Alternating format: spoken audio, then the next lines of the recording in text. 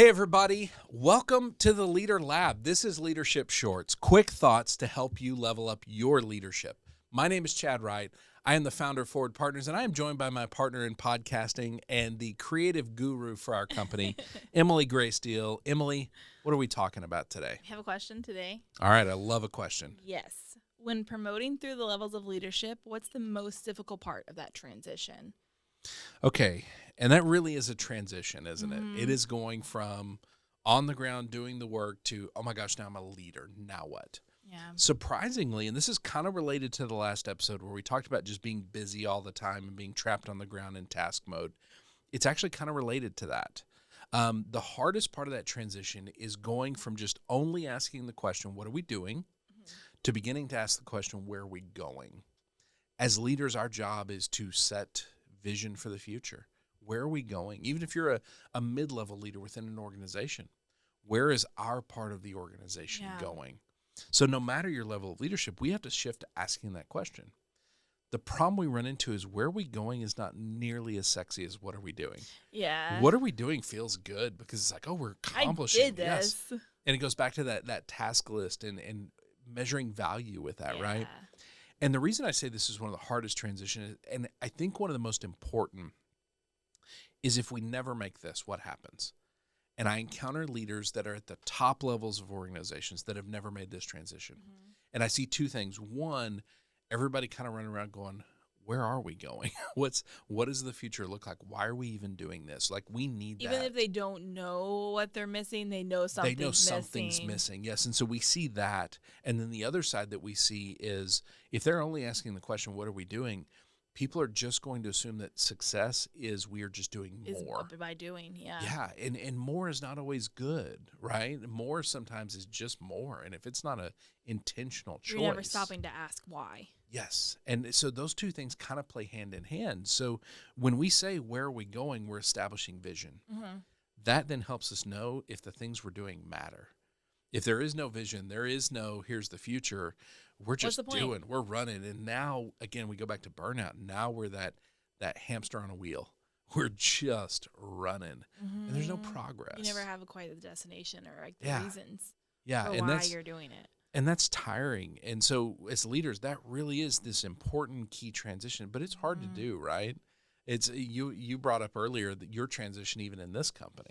Right. Yeah, it used to just be that I was a designer who was getting projects and I would do that project that day or make those changes, do what I needed to do. Because it came with a list, right? Right. Which is a lot of people that's happy for them and that's their happy place to be. Yeah. And I mean I was. Yeah. But then I got to the place I am now and it's more of like, okay, why are we doing this? How are we doing this? What's the purpose? What's the reason for it? And asking those questions is a big part of it. Now you're in this leadership role where your job is to contain my crazy, but to take all these ideas and stuff that we want to do, and then I'm saying, here's where we're going.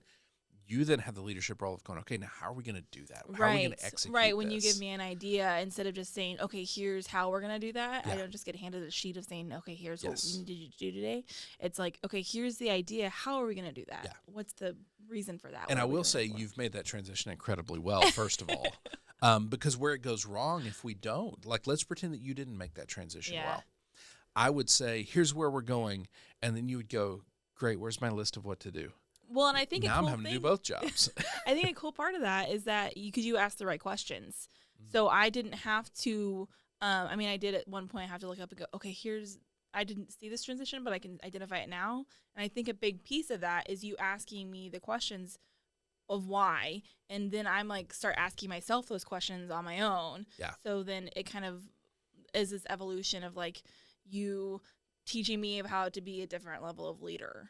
Which is really funny you bring that up because as we're talking about this and thinking about it, learning how to do this is so key because we have to eventually teach other people how to do this. Mm-hmm. Like in an ideal world, I'm in leadership. There's 5 people below me. I would love for them to also be thinking about where we're going. Now, they're not necessarily involved in making those choices, but they can speak into it.